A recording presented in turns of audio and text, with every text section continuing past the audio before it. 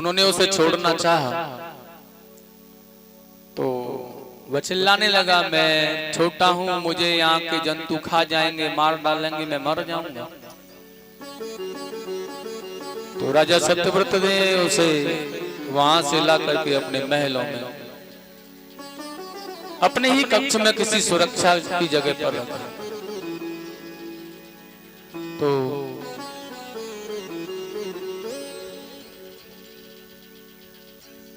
वहां जैसे डाला तो वो वहां भी बड़ा होकर के चिल्लाने लगा, मेरा यार दम घुट रहा है, मुझे निकालो।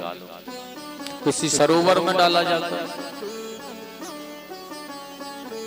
वहां जाकर के देखा तो वह कहने लगा, मेरा यहाँ दम घुट रहा है, निकालो। वहां से भी निकाला, इतना विकराल बड़ा रूप बढ़ता जा रहा है। तो पुनः जाकर के सागर में जब डाल दिया तो फिर ऐसा लगा कि जैसे सागर के विशाल जल को ढक दिया है।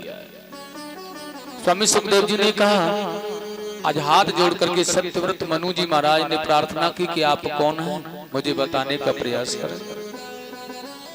तभी भगवान ने बड़ा सुंदर कहा,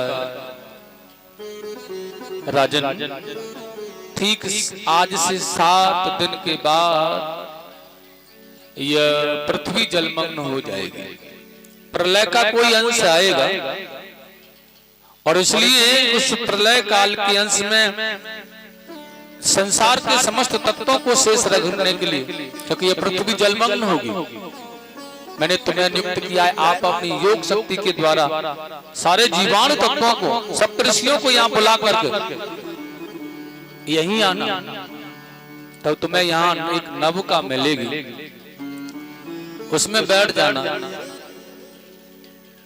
और तब मैं यह मृत स्वरूप धारण करके आऊंगा और यह नवका को आप मुझसे बांध देना, मैं तुम्हें प्रलय काल के समय पर शेष बचा करके रखूंगा। और वही हुआ, देखिएगा पृथ्वी जलमग्न होने जा रही है। सत्यव्रत जी महाराज ने अपने योग शक्ति से संसार के समस्त तत्वों को अपने अंदर समाविष्ट कर लिया सप्तऋषियों के साथ। वही सागर के तट पर आए, नवका में बैठ करके मृत स्वरूपी भगवान का अवतार हुआ और उनके सींग में वो नवका को बांध करके वो चलने लगे, नाव को खींचना प्रारंभ किया। प्रलय काल के अंश के समय में जब पृथ्वी जलमग्न हुई तो भगवान ने सत्यव्रत मनु महाराज को सप्तऋषियों के सहित बचाया। तब यह मनु जी ने जो जो प्रश्न भगवान से किया वो उसका उत्तर देते चले गए। सुखदेव जी ने कहा, राजा परीक्षित उसी प्रकार से अमृतस्य पुराण बन करके तैयार हुई। यह ठाकुर जी का सत्यव्रत मनु को प्रलय के काल में शेष बचाने के लिए मृतस्य अवतार हुआ है। प्रेम से बोलेंगे, मृतस्य भगवान की, आनंद कंद भगवान की जय जय श्री राम। देखिए आगे सत्यव्रत मनु के वंश में सरियाती नाम के राजा हुए जो एक बार अपनी पुत्री और अपने कुछ सेवकों को लेकर के चमन मुनि के आश्रम में पधारे थे। व्यास जी ने बहुत सुंदर लिखा है यहाँ पर,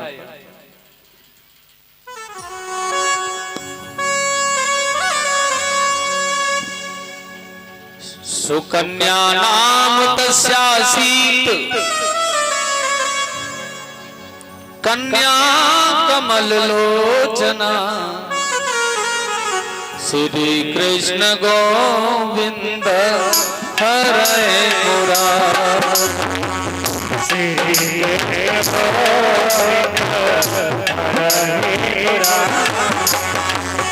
दया सात्विक गुण गतो आश्रम, श्री कृष्ण गोविंद श्री कृष्ण गोविंद हरे मुरारी, हे नारायण वासुदेव, हे नारायण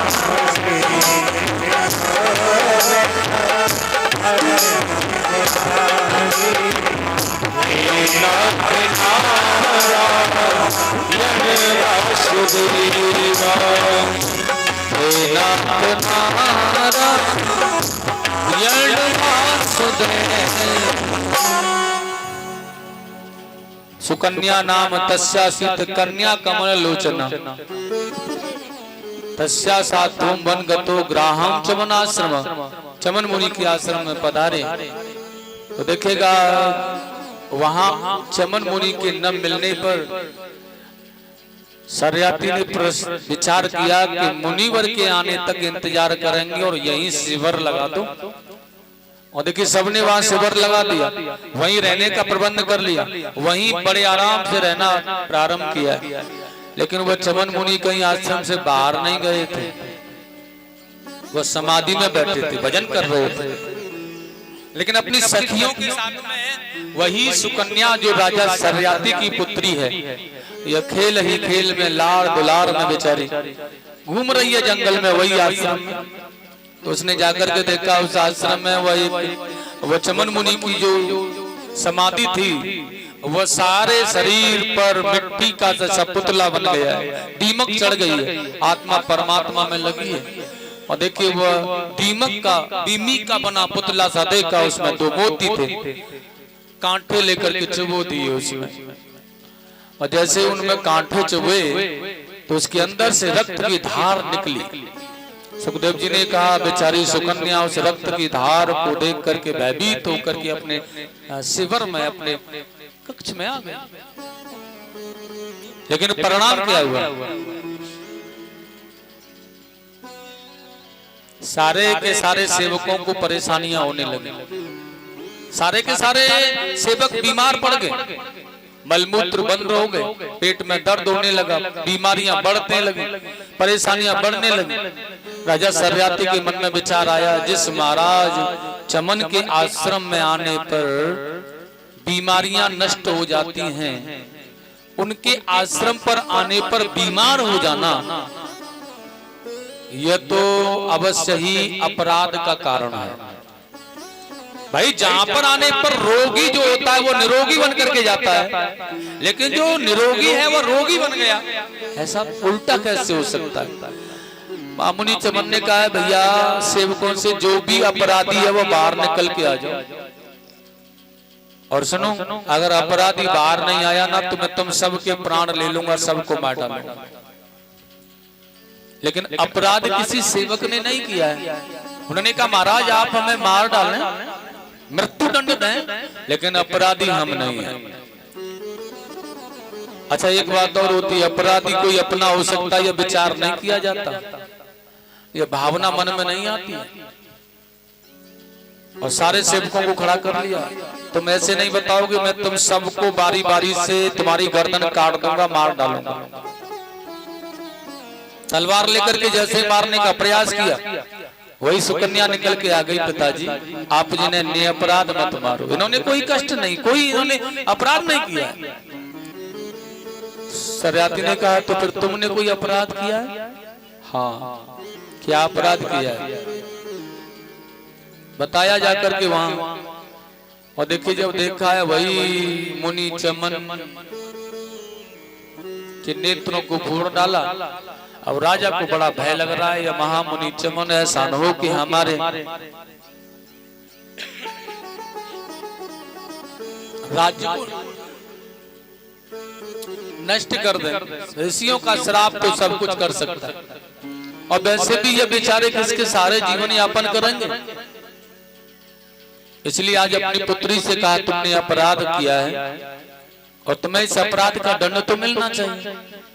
इसलिए पुत्री तुम्हारा दंड यही है कि तुम्हें आजीवन इनके पत्नी अर्धांगिनी बन करके रह करके इनकी सेवा करनी होगी।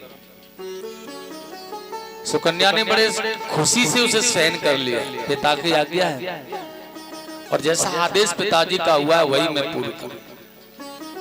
अपने पिताजी तो चले गए अपने सेवकों को लेकर, लेकिन वहां पर वो बहुत अच्छी तरह से सेवा कर रही है आज, बहुत आनंद के साथ। लेकिन सेवा करते करते आप देखिए कि उनकी सेवा से प्रसन्न हुए चमन मुनि ने पूछा है देवी कौन है आप? तो वही सुकन्या ने कहा है मैं आपकी अर्धांगिनी हूं, मेरे पिता ने आपके साथ में मेरा संयोग बना दिया है, भाग्यवश आपकी अपराधी भी मैं ही हूं, मेरे द्वारा ही आपके यह नेत्र, आप जो नेत्रों से वंचित हुए ना, यह मेरे द्वारा। चमन मुनि ने कहा है कि महलों में पलने वाली राजकुमारी इस जंगल में मेरी सेवा कर रही है, कितना बड़ा त्याग किया है इसने। प्रसन्न होकर के वो कह रहे हैं कि मैं तुम्हें कोई वरदान देना चाहता हूं, तुम जो भी मांगना चाहती हो मांगो। लेकिन वो सुकन्या कह रही है कि मुझे अपने पति से बढ़कर के कोई संसार में वरदान नहीं चाहिए। अगर आप मुझे कुछ देना ही चाहते हैं ना, तो आप मुझे यह वरदान दें कि आपका शरीर स्वस्थ हो जाए, आपके नेत्र बिल्कुल सजल हो जाए। चमन मुनि ने आश्वासन दे दिया ऐसा ही हो जाएगा, तुम चाहती हो तो, अपने लिए नहीं। अश्विनी कुमारों का आह्वान किया है चमन मुनि ने, उनसे कहा भैया सुनो, हमारे लिए औषधि का निर्माण करो जिससे कि हमारी आंखें ठीक हो जाएं और हम नवनीत सुंदर बन जाएं। तो देखिएगा अश्विनी कुमारों ने आज बहुत अच्छी तरह से कहा, अगर ऐसा हो भी जाए तो आप हमारे लिए क्या करोगे। उन्होंने कहा जो देवता लोग तुम्हें यज्ञों में भाग नहीं देते हैं ना, तुम्हें यज्ञों में भाग दिलाना प्रारंभ कर दो। मंजूर कर लिया। उन्होंने यज्ञ के द्वारा चमन मुनि को पुनः निकाला। सुंदर सावर्ण वाला चमन ऋषि आज बड़ी सुंदर औषधि के निर्माण से दिव्य सजल नेत्र हो गए, बिल्कुल स्वस्थ हो गया, तरुण अवस्था है, नेत्र बड़े सजल हैं। और देखिएगा बहुत सुंदर औषधि उन्होंने उन्हें बनाई। लेकिन आज बहुत समय बीत गया है, सुकन्या अपने पति के साथ में अपने जीवन का निर्वाह करती हैं। बहुत सुंदर है ये चमन। वर्षों बीत जाने के बाद मैं आज पिताजी को अपनी पुत्री की याद आई, जाकर देखूं कि जंगल में क्या कर रही होगी, किसी सहारे की आवश्यकता हो शायद। देखा है वो उनकी जो पुत्री है सुकन्या, वो वहीं अपने आश्रम की देखभाल कर रही है, लेकिन वहीं एक नवनीत बड़ा सुंदर सा सुकुमार ऋषि के रूप में बैठा हुआ है। अब तो एक पल में मन में विचार बदल गया है कि अवश्य ही जो नेत्रहीन पति था उसे इसने मार डाला है और किसी नव युवक के साथ में विवाह करके बैठी है। आनंद से जीवन चल रहा है इसका, तो कोई परेशानी नहीं है इसे। लेकिन इसने मेरे आज्ञा का उल्लंघन किया और उस पति को जिसके हवाले में सौंप के गया उसका वध कर दिया, मार दिया। इसने अपराध किया, इसने मेरे इस वंश को बहुत अपराध का कारण बना दिया, पाप का भागी बना दिया, नरक का गामी बना दिया। इसलिए आज जाकर के चिल्ला करके जोर जोर से कह रहा है, राजा सर्याती तुम बहुत बड़ी कलंकनी हो पुत्री,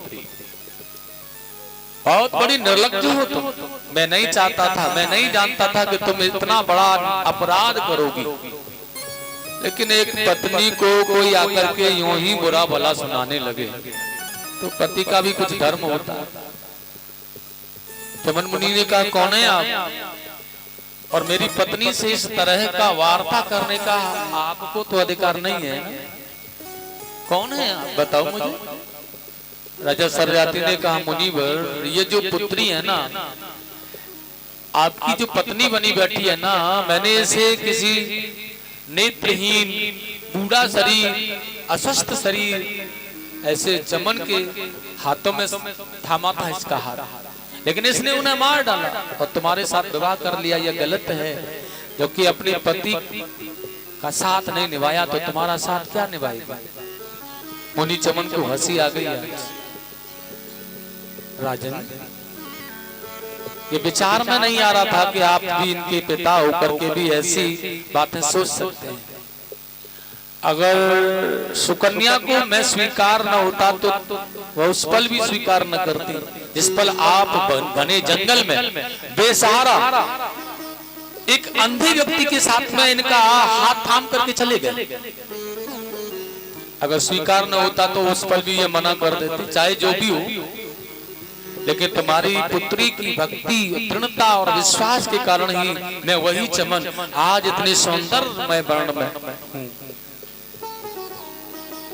तो राजा सरियाती को बड़ा सुंदर भाव, बड़ा अच्छा लगा। उन्होंने मन बनाया कि विवाह के बाद में दामाद और पुत्री को घर पर ले जाना चाहिए, तो आमंत्रित कर लिया कि आप हमारे यहाँ पधारे हैं। मामुनी चमन ने कहा आपके यहाँ तो आ जाएंगे, लेकिन एक शर्त पर आएंगे कि तुम्हें एक यज्ञ करना पड़ेगा, क्योंकि ऋषि महात्मा संत जहाँ जाते हैं वहां पर तो कुछ अच्छा करते हैं। आप अपने राज्य में कोई यज्ञ का आयोजन करेंगे, आपके कहने से करेंगे, लेकिन एक बात तो है, उस यज्ञ में मैं अश्विनी कुमारों को भाग दूंगा। सरियाती ने कहा देवराज इंद्र रुष्ट हो जाएंगे, अन्य देवता भी प्रकोप करेंगे, कोई भी नहीं आएगा। मामुनी चमन ने कहा वो मेरे ऊपर छोड़ दो, लेकिन जो मैं कहता हूं वही होगा, ऐसे ही होगा। स्वीकार कर लिया, ठीक है आप पधारो। यज्ञ का आयोजन किया, अश्विनी कुमारों का आह्वान करके पहले ही बैठा लिया चमन मुनि ने, और देखिए उसके बाद देवताओं का आह्वान किया, और जैसे देवता लोग आकाश मार्ग से आने लगे ना, तो महा मुनि चमन के पास में अश्विनी कुमारों को बैठा देखा, तो देवराज इंद्र है ना, वह तिल मिलाने लगा।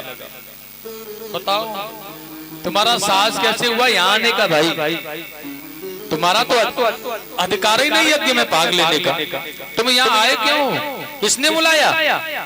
अब तो वज्र लेकर के इंद्र उन्हें मारना चाहता है कि आज मैं तुम्हें मार डालूंगा, तुम्हें समाप्त कर डालूंगा। और वही देखिए वज्र के साथ महामुनि चमन ने अपनी योग शक्ति के द्वारा, तपोबल के द्वारा देवेंद्र को वहीं आकाश में स्थित कर दिया। न तो नीचे न ऊपर, न वज्र उठता है न हाथ, लटके रहो बेटा। अन्य देवताओं ने आकर के शरण ली। इस प्रकार से देवताओं के राजा इंद्र आकाश में उसी प्रकार स्तंभ से बने रहेंगे, तो यह कैसे चलेगा देवताओं का काम? मामुनि चमन ने कहा एक ही शर्त पर छोड़ सकता हूं कि मैं अश्विनी कुमारों को यज्ञ में भाग दूंगा। देवता लोगों, ये अश्विनी कुमारों को तुम भाग क्यों नहीं देते? उन्होंने कहा ये अश्विनी कुमार है ना, ये काम क्या करते हैं ये जानते हैं आप? क्या देवताओं को युद्ध होता था ना, देवताओं का, और उस युद्ध में जो देवता लोगों को चोटें आती थी, घाव हो जाते थे, इन्हें कष्ट मिलता था, तो ये औषधियों का निर्माण करते थे अश्विनी कुमार। और भैया ये औषधियां बना करके मतलब वैद्यगिरी करते हैं देवताओं की, डॉक्टरगिरी, वैद्यगिरी। तो यह छोटा काम समझते हैं ये देवता लोग, ये हमारी वैद्यगिरी करते हैं, यज्ञ में भाग कैसे दिया जाएगा? लेकिन अश्विनी कुमारों के लिए चमन मुनि ने कहा है जो तुम्हारे अस्वस्थ होने पर तुम्हें स्वस्थ करके औषधि का निर्माण दे रहा है, वह छोटा कैसे हो सकता है? इसलिए तुम्हारे बराबर का अधिकारी हो सकता है, वैसे भाग देना चाहिए आपको। देवताओं ने सहमति प्रदान की, देवेंद्र को छोड़ दिया। इस प्रकार से अश्विनी कुमारों को यज्ञ में चमन मुनि ने भाग दिया है। प्रेम से बोलेंगे गोविंद भगवान की जय, जय जय श्री राधेश। और आगे सुखदेव जी ने बहुत सुंदर कहा भैया, देखिए नाभाग के पुत्र अम्बरीश हुए हैं, नभग के पुत्र नाभाग हुए, और नाभाग के पुत्र हुए हैं अम्बरीश सूर्यवंश में। मैं आपको एक बात और बता दूं, सूर्यवंश के राजा बड़े ही धैर्यवान हुए बेचारे, हर पल पृथ्वी के लिए, इस भूमि के लिए उन्होंने बलिदान और त्याग किया। ये चक्रवर्ती सम्राट है अम्बरीश, और कितना सुंदर कहा है व्यास जी ने यहाँ, नाभागांबरीशो भून महाभागवत कृति, श्री कृष्ण गोविंद हरे मुरारी, श्री कृष्ण गोविंद हरे मुरारी,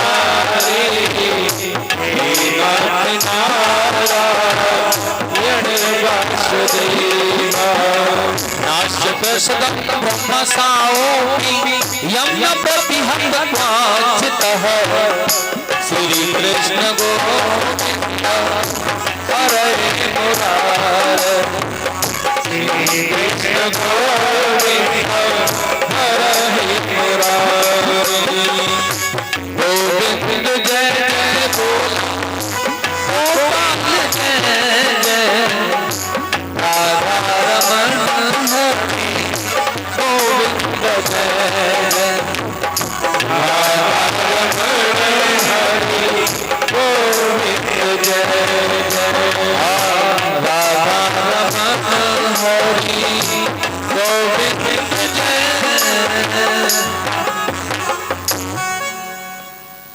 नाभा का अम्बरीश, नाभा के पुत्र अम्बरीश, इन्होंने बहुत शिष्टाचार, बहुत सरल बनकर के जीवन को यापन किया। दुनिया के सम्राट थे यह, चक्रवर्ती सम्राट, लेकिन क्रियाकलाप कैसा था? कई कई दिनों तक तो राज्य में ही नहीं आते।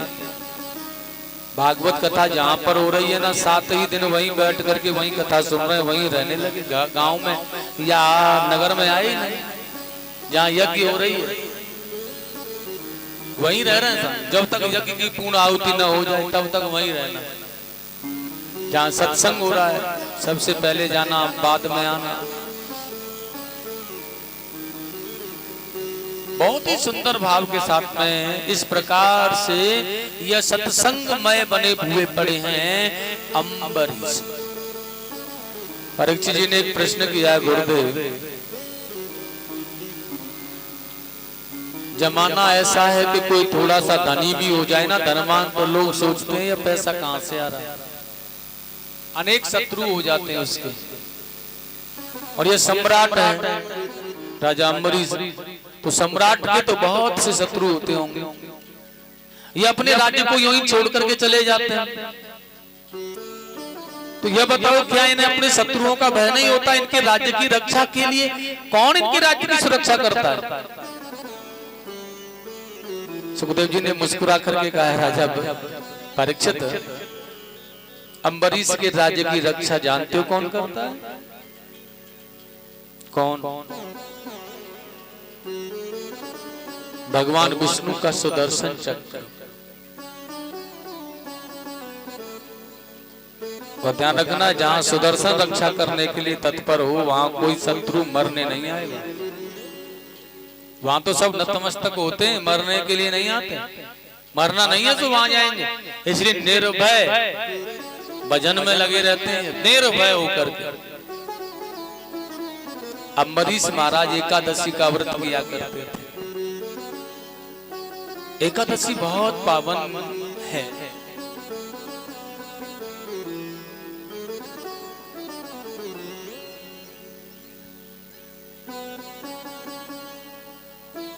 निष्ठा से एकादशी का व्रत किया जाए, दुनिया के सारे पापों को जलाने में सामर्थ्य है। कोई भी पाप हो सबको जलाकर भस्म कर देती है। उसने कहा, भैया पर नियम कैसे होना चाहिए एकादशी का व्रत? कैसे करें एकादशी का व्रत? तो देखिए, एकादशी का जो ये व्रत करते हैं ना अम्बरीश महाराज, जिस दिन एकादशी का व्रत होता है ना, यह निराहार, बिना आहार के, बिल्कुल भी केवल हरि स्मरण, हरि कीर्तन करते हैं। सत्संग भगवान का स्मरण, भगवान के नाम का गुणानुवाद करते हैं। न कुछ खाते हैं न कुछ पीते हैं। इनके राज्य में सारे लोग एकादशी का व्रत करते, सारी प्रजा। और सुनो, जितने भी पशु पंक्षी हैं वो भी व्रत करते हैं साहब। उन्होंने कहा, वो कैसे पता चले कि व्रत कर रहे हैं भाई? वो पशु पंक्षी तो बोलते नहीं। उन्होंने कहा, भैया उनके राज्य में एकादशी वाले दिन घोड़ों को घास डाली जाती है तो खाते ही नहीं है, वो ऐसे कैसे पड़ी रहती है। इसलिए एकादशी के दिन कोई भी उनके राज्य का पंक्षी, जीव जंतु कोई भी जल नहीं पीता, कोई भी कुछ नहीं खाता पीता। परिपूर्ण शक्ति और मन के साथ एकादशी का व्रत करते हैं। हरि स्मरण बड़ा सौम्य रहता है। वह दिन बड़ा आनंदमय भाव। द्वादशी में व्रत का पारायण करके ब्राह्मणों को उचित भोजन करा करके व्रत पारायण करके बड़े आनंद के साथ। उन्होंने कहा भैया छोटा सा नियम एकादशी के व्रत का है, कम से कम उसे तो करना ही चाहिए। उन्होंने कहा वो व्रत किया है। देखिए ये एकादशी का जो व्रत होता है ना, यह दशमी के दिन से प्रारंभ हो जाता है। आप कहेंगे दशमी के दिन से एकादशी का व्रत कैसे होगा? उन्होंने कहा भैया एकादशी के करने वाले को दशमी के दिन से संयम करना प्रारंभ करना चाहिए। वासनाओं को मन से निकाल के बाहर रख दो, अपने आप को जितेंद्रिय बना लो, इंद्रियों का संयम करे, बुद्धि के विवेक को तीव्र बना ले, मन को एकाग्र कर ले और दशमी वाले दिन ही व्रत प्रारंभ कर दे। बिल्कुल वासना नहीं आनी चाहिए और हो सके तो दोनों टाइम, अन्यथा दशमी वाले दिन शाम को भोजन न करे। हो सके तो दोनों टाइम ही न करे, लेकिन फिर भी शाम के टाइम न करे और बिल्कुल प्रसन्न मन से रहे, न कहीं आए न कहीं जाए, मन को सरल बना करके निर्मल बनाए। किसी से भी कोई गलत वाक्य का प्रयोग न करे, न कोई गाली न अपशब्द, बहुत सरल। एकादशी वाले दिन जमीन पर बैठे व्रत को बड़ी निष्ठा से बहुत अच्छी तरह से बिना कुछ खाए पिए भगवान ठाकुर जी का नारायण का प्रसाद, नारायण का भोग, उनका निलाना धुलाना, पूजन पाठ आदि का कार्य प्रारंभ करें। मन से बहुत सुशोभित करके उन्हें बिठाल दे और फिर उनके लिए बस भजन करता रहे माला लेकर के और या हरि कीर्तन या हरि स्मरण करता रहे। और हो सके तो रात्रि जागरण करे, जाकर के कीर्तन करे कराए, भजन करे या कराए। और यह भी न हो पाए तो फिर छोटा सा नियम अर्धरात्रि तक तो जागे ही। ऐसे कहा जाता है एकादशी का व्रत है ना, दिन में तो बिल्कुल सोना ही नहीं चाहिए। एकादशी के व्रत में दिन में अगर सो जाया जाता, किसी भी व्रत में अगर सोया जाता है दिन में, तो व्रत नष्ट हो जाता है, निष्फल हो जाता है। अच्छा, गलत बातों का तो कोई भी चर्चा नहीं, गलत व्यक्ति से बात मत करो, गलत वस्तु का स्पर्श मत करो और गलत बातें भी मत करो किसी से भी। परिपूर्ण भाव से भगवान का स्मरण करते हुए खटिया पर न बैठा जाए और सबसे अच्छा जमीन का प्रयोग करो, माता पृथ्वी का स्पर्श करते रहो जिससे वासना नष्ट हो। और अगले द्वादशी में जाकर के शुभ मुहूर्त में व्रत का पारायण किसी ब्राह्मण को बुला करके भोजन कराए या फिर किसी गौ माता को एक ब्राह्मण के विचार जैसा अन्न भोजन प्रसाद खिला दिया जाए और उनका पूजन किया जाए और दक्षिणा उठा करके रख दी जाए। उसके बाद व्रत का पारायण कर लो भगवान के प्रसाद के द्वारा। और द्वादशी में भी अपने आप को जितेंद्रिय बना करके रखो, हो सके तो खटिया पर मत लेटो और क्योंकि और वासनाओं का उस दिन भी अपने मन में विचार मत लाओ। इस प्रकार से छोटी सी पद्धति है, ये बहुत छोटी पद्धति। इस प्रकार से तो व्रत करना ही चाहिए कम से कम। हो सके तो निराहार नहीं रह सकते हैं महाराज जी, तो जल पी लो महाराज। बहुत बड़ा दिन रात्रि का काम हो जाता है तो फलाहार कर लो अल्प थोड़ा सा। मैंने कहा महाराज इतने से क्या काम चलेगा, थोड़े से तो फिर थोड़ा और ज्यादा कर लो। उन्होंने कहा उससे भी काम नहीं, क्योंकि 3 बार भोजन करते हैं, तो फिर एक काम करो 2 बार फलाहार कर लो सुबह शाम। किसी ने कहा थोड़ा सा उपाय और हो सरल तो कर ले, उन्होंने कहा फिर 3 टाइम कर लो फलाहार। किसी ने कहा तो भैया एक काम करो एकादशी का व्रत रहो लेकिन खाते रहो पूरे दिन खाओ, पूरी रात्रि खाओ, सोओगे तो नहीं, कम से कम खाते रहो, खाने में ध्यान तो लगा लेकिन व्रत करो भगवान का। और वही भावना व्रत कर रहे हैं एकादशी का हम, और एकादशी का व्रत होते होते ना कितना बड़ा व्रत बन जाता है पता है। देखो भाई एकादशी का व्रत है, आज भोजन नहीं करेंगे, ठीक है मत करना साहब, व्रत एकादशी का तो क्या करना, फलार करेंगे फलार। तो फलार में कहा चाहिए तुम्हें, मैंने कहा बड़ा बूढ़ा व्यक्ति है तो केले के फल ले आना, चीकू ले आना, नरम होते हैं, बिना दांतों के चले जाते हैं भीतर। कितने लाने, केले के 2-3 किलो फल हो, 1-8 किलो चीकू वगैरह भी हो, नरम नरम फल। और सुनो पेठा शुद्ध मिठाई होती है, वो भी 1 किलो ले ही आना। पत्नी से कह दिया सुनो दूध है ना तो मावा बना लेना, बेटे से कह दिया कि पूरा ले आना। और भैया एक काम और कर लेना, शाम को ना पूजा के बाद में थोड़ी पनीर ले आना, क्योंकि पकौड़ी बना लेंगे पनीर की, और थोड़ा आलू की सब्जी मिर्च डाल करके वो काली वाली, और तेरी मैया है ना वो पूड़ी बना देगी, कूटू के आटे की पकौड़ी बना करके पनीर की और पूड़ियों के साथ। जैसे एक काम और करना है क्या, धनिये की चटनी और बना देना तो ठीक लगेगी खाने में।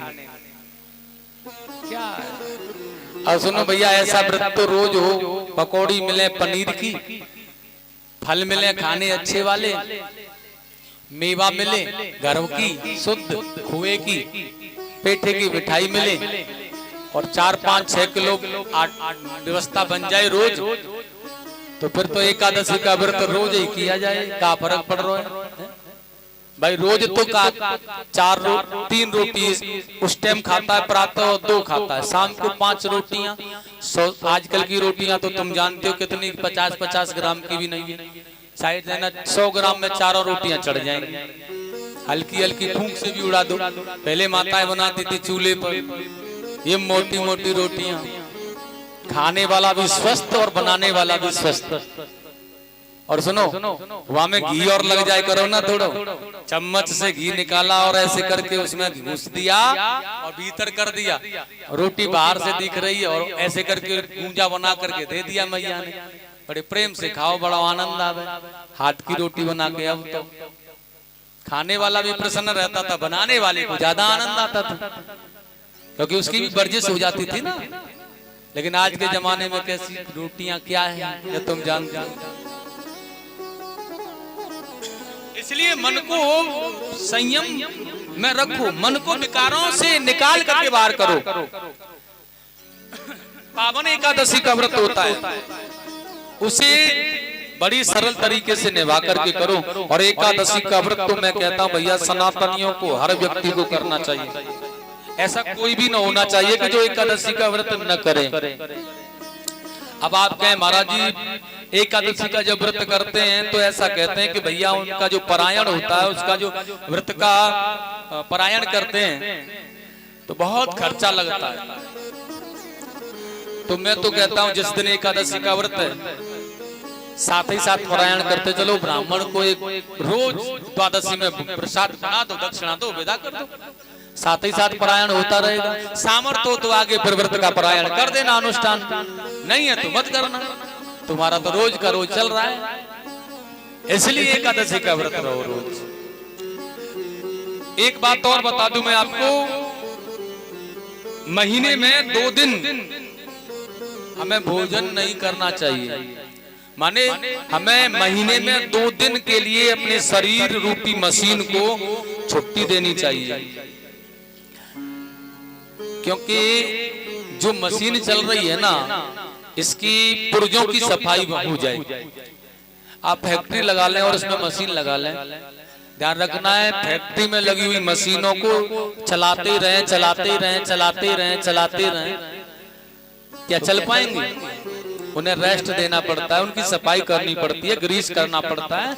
उन्हें जब सफाई होती है, ग्रीस होता है, रेस्ट होता है, तो वो 2 दिन बंद रहती हैं और वर्कर दूसरी मशीनों पर काम करते हैं, धीरे से उसे बंद कर दिया जाता है, छुट्टी भी की जा सकती है।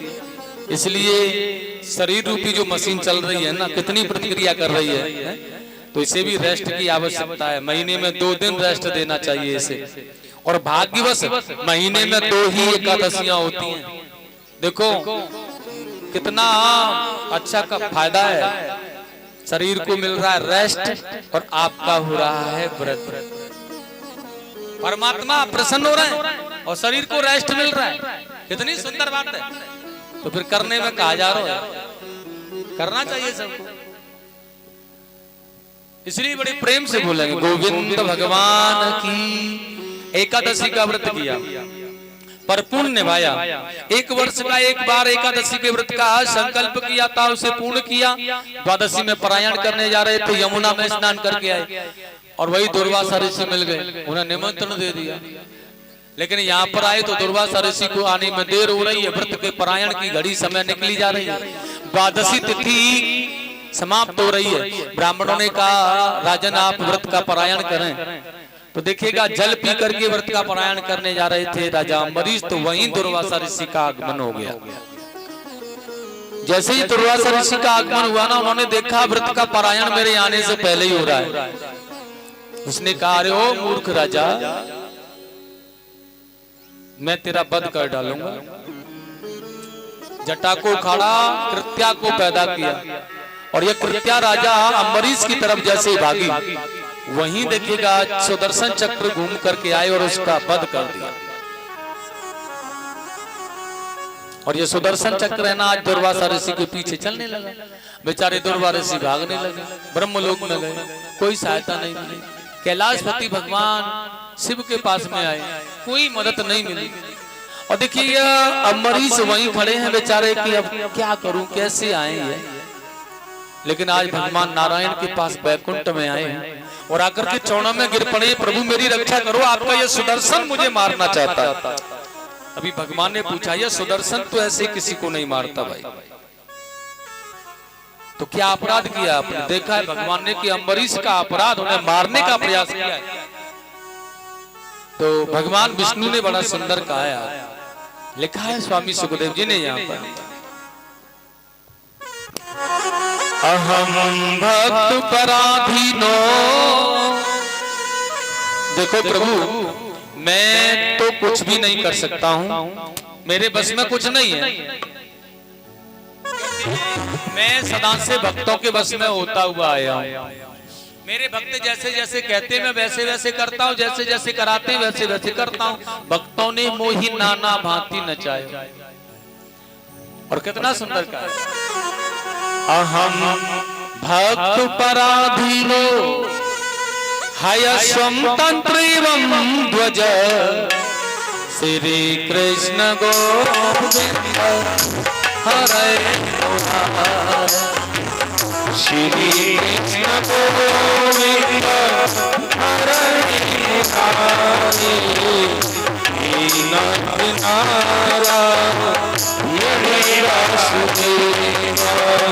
साधुर कृष्ण हृदयो भक्ते भगम जन प्रिय श्री कृष्ण गोविंद हरे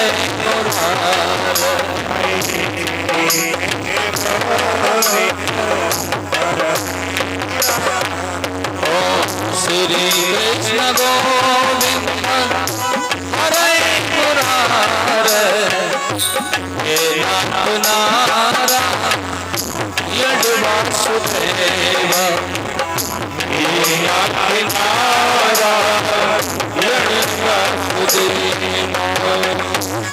कितना सुंदर बात। अहम भक्त पराधीनो हयस्वं तंत्र एवं ध्वज, मैं कुछ नहीं कर सकता, मुझे तो साधु महात्मा ब्राह्मण संत मेरे भक्त अपने बस में बांध करके रखते हैं, मैं तुम्हारी कोई रक्षा नहीं कर सकता। दुर्वासा ऋषि ने कहा तो फिर आज यह निश्चित हो गया है कि मेरे प्राण संकट में हैं, अब बचने का कोई सहारा नहीं है। तो कितने सुंदर भाव में कहा। उन्होंने कहा है भैया एक ही सहारा है जीवन में बचने का, और वह क्या है? प्राण तो बच सकते हैं लेकिन क्या करना होगा? तुम्हें अम्बरीश के पास में जाना होगा। एक वही है जो कि तुम्हें जीवन दान दे सकता है। और दौड़ करके चले दुर्वासा ऋषि अम्बरीश की शरण में पहुंच गए साहब। अम्बरीश के चरणों में गिर पड़े। वही स्थान पर खड़े थे राजा अम्बरीश जिस स्थान पर छोड़ करके दुर्वासा गए थे। और देखिएगा समय कितना हो गया, पूरा 1 वर्ष हो गया, पूरा 1 वर्ष। ये दुर्वासा ऋषि को त्रिलोकपति माने तीनों देवताओं के यहाँ भ्रमण करते करते 1 वर्ष पूर्ण हो गया। लौट करके आए तो वो वहीं खड़े मिले, वही तिथि, वही समय, वही नक्षत्र, सब वही बन गया। और आज दुर्वासा ऋषि ने हाथ जोड़ के कहा है कि मेरी रक्षा करो अम्बरीश। तो उन्होंने उन्हें पीछे किया है और सुदर्शन भगवान जो तेज गति से घूमता हुआ दुर्वासा के पीछे चला रहा है। और देखिए स्तुति करने लगे हैं अम्बरीश सुदर्शन की कि आपको किसी को अगर मारना है तो वो मुझे मार लो। अच्छा, आपकी जो शक्ति है, जो तेज गति अग्नि है, ये किसी के प्राण हरने के बाद ही शांत होती है, तो फिर मेरा वध कर लो। और कितना सुंदर गया, सुदर्शन नमस्तुभ्यं सहस्राराचयुतं प्रिय सर्वास्त्रं घातनं विप्रा स्वस्ति संभूयाय दस्यते। आपको कोटि कोटि नमन है मेरा भगवान। और देखिए सुदर्शन तीव्र गति से घूमते हुए आए और वहीं अम्बरीश आगे हैं, वहीं रुक गए, रोक करके वहीं से विलीन हो गए। दुर्वासा ऋषि के मन में बड़ी शांति हुई और प्रेम से बाहर निकले।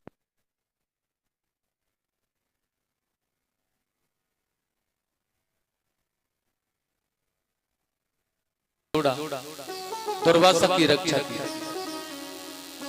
ऋषि दुर्वासा ने कहा है मैंने आज भगवान के श्रेष्ठ भक्तों को देखा है कि उन्हें कोई मारने जा रहा हो लेकिन वो उसे भी क्षमा कर देते हैं।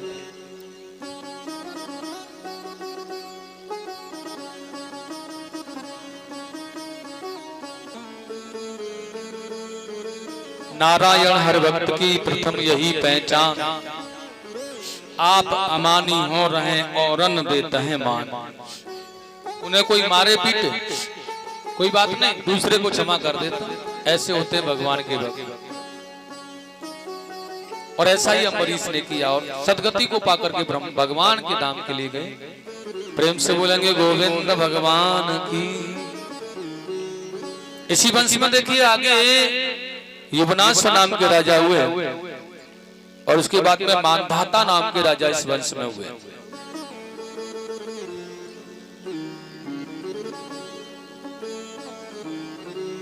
बाहुक नाम के राजा इस वंश में हुए जिनसे शत्रुओं ने राज्य को छीन लिया था। तो ये जंगल में जाकर के अपनी पत्नियों के साथ गुरुदेव के पास रहे। वहीं इनकी एक पत्नी जो गर्भवती थी, लेकिन उसे विमाताओं ने विष दे करके मारना चाहा, लेकिन विष का गरल करके यह प्रकट होकर के आया संतों की कृपा से। तो इस बालक का नाम रखा सगर। 60,000 पुत्रों के पिता थे यह, जो कि कपिल मुनि के नेत्रों से जल करके उनके पुत्र भस्म हो गए थे। तो उनके पौत्र अंशुमान ने देखिएगा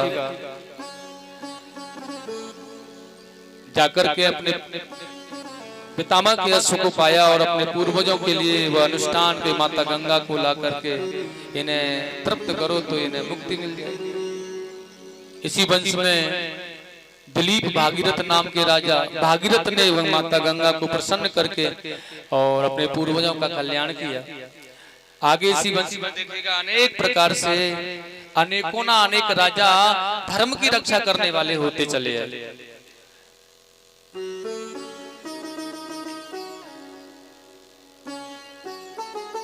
और आगे चल करके रघु नाम के राजा इसी वंश में हुए। रघुकुल रीत सदा चले आई, प्राण जाए पर वचन न जाए। और देखिए इसी वंश में हुए हैं अज, उनके पुत्र हुए दशरथ। बहुत सुंदर कहा देखिएगा महाराज। दशरथ किसे कहते हैं? महापुरुषों का कहना दशरथ वह होता जिसकी ध्वजा 10 दिशाओं में फैली है, जिसके रथ में 10 घोड़े जुटते हों, लगे हों, 10 घोड़ों के रथ पर सवार होकर के चल रहा है, वो दशरथ हो सकता है। लेकिन आध्यात्मिक रूप से देखा जाए तो दशरथ किसे कहते हैं? दशरथ माने होता है 10 रथ, जिसने अपने 10 इंद्रियों को नियंत्रण में कर लिया है।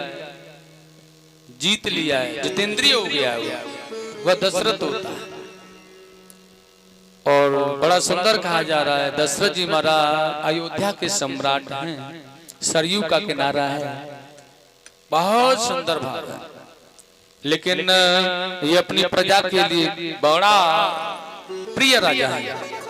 देवताओं के साथ में दैत्यों से कई बार युद्ध किया है। देवराज इंद्र के ये मित्र हैं। कभी ये स्वर्ग जाते हैं तो देवराज इंद्र इनको अलग से सिंहासन नहीं देते, अपने ही सिंहासन पर बिठाते हैं।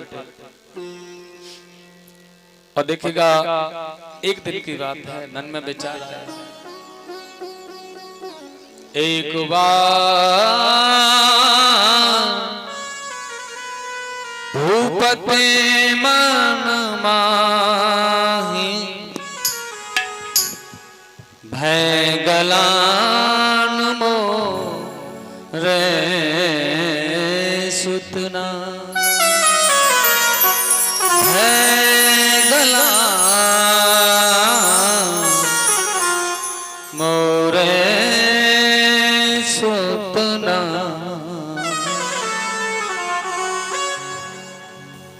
अब क्या किया जाए, गुरु जी के पास चलना चाहिए सर। और देखिए गुरुदेव के पास में जाकर के एक ही बात कही, बहुत बड़ी बातों को न करके छोटे शब्दों में कहना चाहिए गुरु जी के पास अगर जाया जाए तो। और कितनी सुंदर बात कही, गुरुदेव आपसे आग्रह है मेरा, मुझे आप यह बताएं कि सूर्य वंश का अंतिम राजा, ऐसा नहीं कि मेरे पुत्र नहीं है, कैसे होंगे, क्या होगा, कैसे क्या करना चाहिए। उन्होंने कहा सूर्य वंश का अंतिम राजा क्या दशरथ ही होगा। छोटे शब्दों में छोटी बात कह करके खत्म कहानी। अब वशिष्ठ जी ने देखा गुरुदेव के मन में भाव आया, राजा दशरथ को चिंता हो रही है, इसलिए इनकी चिंता को निकालो पहले तो। और इसलिए कहा है राजन, ये मन के अंदर से वहम निकाल दो कि सूर्य वंश के अंतिम राजा आप ही हो, या नहीं, आप सूर्य वंश के अंतिम राजा दशरथ नहीं हो। तो मन में बड़ी सांत्वना मिली ये वाक्य सुन करके कि इसका मतलब है कि फिर तो मेरे पुत्र होंगे निश्चित, क्योंकि मैं अंतिम राजा नहीं हूं। और गुरु जी ने प्रारंभ कहा, भैया इच्छा है अगर जो पुत्रों की, पुत्रेष्ट यज्ञ प्रारंभ करो, पाओगे राजन चार पुत्र, भगवान विष्णु का ध्यान करो। आपके एक नहीं चार पुत्र होंगे, इसलिए क्या करना है, पुत्रेष्ट यज्ञ प्रारंभ करो। श्रृंगी ऋषियों को बुला कर किया पुत्रेष्ट यज्ञ दशरथ जी ने अपने महल में आंगन में कराया। तो देखिए पूर्ण आहुति जब हुई तो अग्निदेव चरु का प्रसाद लेकर के प्रकट होकर के आए और वह प्रसाद दशरथ जी के हाथों में दे दिया गया। और कितना सुंदर कहा है आज, प्रसाद जैसे मिला दशरथ जी को तो जैसे मानो किसी लोभी को कुछ धन मिल जाए, वो बड़ा प्रसन्न होता है। दशरथ जी को पुत्र रूपी प्रसाद मिलाना, बड़ी प्रसन्न हो गए, बहुत प्रसन्न होकर के जा रहे हैं। और जाकर के क्या किया, कितना सुंदर कहा, पटरानी कौशल्या जी को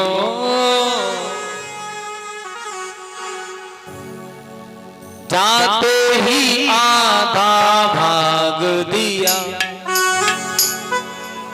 ओ जाते ही आधा भाग दिया, उसके आधा फिर के कई को वही सहित अनुराग दिया, उसके आधा फिर कई को वही सहित अनुराग दिया, उसके आधा फिर कई को वही सहित अनुराग दिया, उसके आधा फिर कई को वही सहित अनुराग दिया। संसार हुआ आधा आधा, जिसको ले लिया है जिसको ले लिया है जिसको ले लिया है तीसरी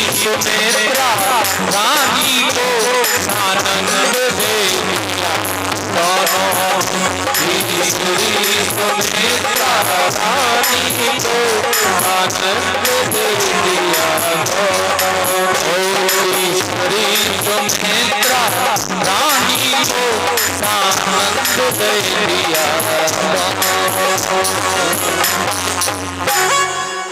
उन्होंने कहा प्रसाद मिला, दौड़ के गए, कौशल्या को आधा भाग, कैकेयी को, सुमित्रा के हाथ खाली रह गए। उन्होंने कहा सुमित्रा जी के पास प्रसाद कहां से आया? उन्होंने कहा कौशल्या ने आधा भाग निकाला, सुमित्रा के हाथ पर रख दिया। कैकेयी ने आधा भाग निकाला, सुमित्रा के हाथ पर रख दिया।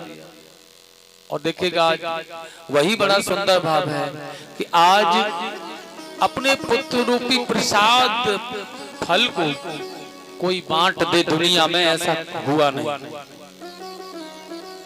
दुनिया में ऐसा हुआ नहीं कि किसी को पुत्र की चाहना है और उसे प्रसाद रूपी फल या प्रसाद मिल जाए और उसे कहा जाए कि आधा हमें दे दे, आधा तू खा ले। तो ऐसी कोई दुनिया में ऐसा कोई नहीं है, ऐसी कोई माता दुनिया में नहीं है जो कि अपने पुत्र रूपी फल को बांट दे।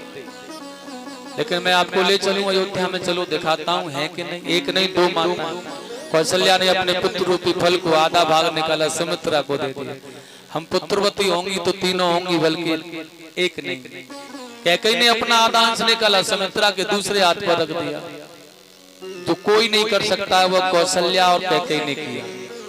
और जो दुनिया में कोई नहीं कर सकता ऐसा सुमित्रा ने किया। उन्होंने कहा तुमने बहनों मेरे प्रसन्नता के लिए मुझे अपने पुत्र रूपी अंश फल का प्रसाद मुझे आभाग दिया है, तो मैं यह वचन लेती हूँ तुम्हारे 2 बार प्रसाद खाने से अलग अलग प्रकार से मेरे अगर 2 पुत्र हो गए ना, तो बहन कौशल्या एक पुत्र तेरे पुत्र की सेवा में होगा और कैकेयी एक पुत्र तेरे पुत्र की सेवा में होगा।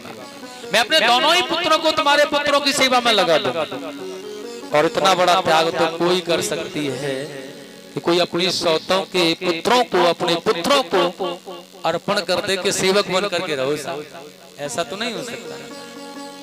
लेकिन यहाँ पर कोई सौत का दरिया नहीं है, या बहन है, त्याग बड़ा प्रबल है। और देखिए अयोध्या में माताओं का त्याग बनाना, तो आगे चल करके त्याग देखा आपने। अयोध्या जैसा साम्राज्य फुटबॉल बना हुआ पड़ा है। राम जी ने ठोकर लगा दी, या मेरे भाई का है, मैं स्वीकार नहीं। भरत जी ने कहा नहीं, या मेरे बड़े भाई का अधिकार है, या राज्य मुझे नहीं चाहिए। अयोध्या के जैसा राज्य 14 वर्ष तक खाली पड़ा रहा। ऐसा त्याग था अयोध्या के अंदर। वह त्याग माताओं में था, पिता में था। और जब परिवार में त्याग होता है तो पुत्रों के अंदर त्याग होता है। परिवार में सरलता होती है तो पुत्रों में सरलता आती है। इसलिए बड़े आनंद के साथ में यह कार्य सहजता से भगवान राम और भरत ने किया, क्योंकि माताओं के सद्गुण उनके अंदर थे, माताओं की कृपा उनके पास में थी, माताओं की सरलता उनके पास में थी साहब। और देखिएगा बड़ा सुंदर प्रसाद खाया।